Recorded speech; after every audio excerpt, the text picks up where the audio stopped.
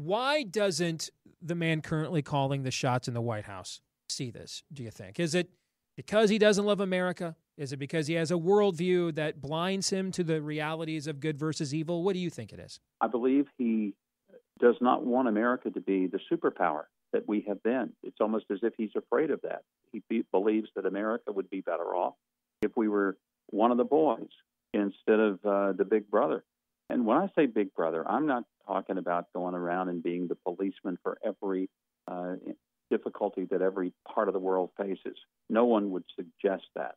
We can't intervene everywhere. But when we have a nation that has publicly, openly, and in English said they were going to take us over, said they were going to wipe our closest ally off the map, let's not be so stupid as to ignore that.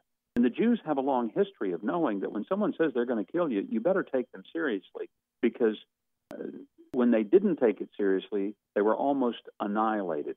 They're not going to let that happen again. And I'll tell you, Steve, we shouldn't stand by and let it happen to them or to ourselves, or for that matter, to anyone else.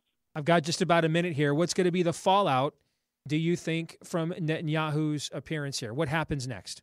Well, here, I think at some point, we're going to see some Democrats with some spine finally begin to realize that they cannot stand with this president in the dangerous position he's put the country in. Historically, relationships with Israel and national were not partisan issues. It transcended above it. Nancy Pelosi and a few of her ilk have allowed it to become a political and partisan issue. God help us all. But I do believe that we're going to see some voices of responsible and sane Democrats who will show that this is time for statecraft, not stagecraft.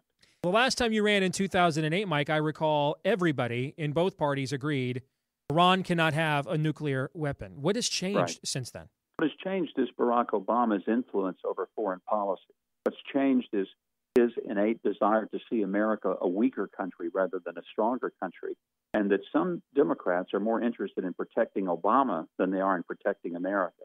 And that's the real sad fact.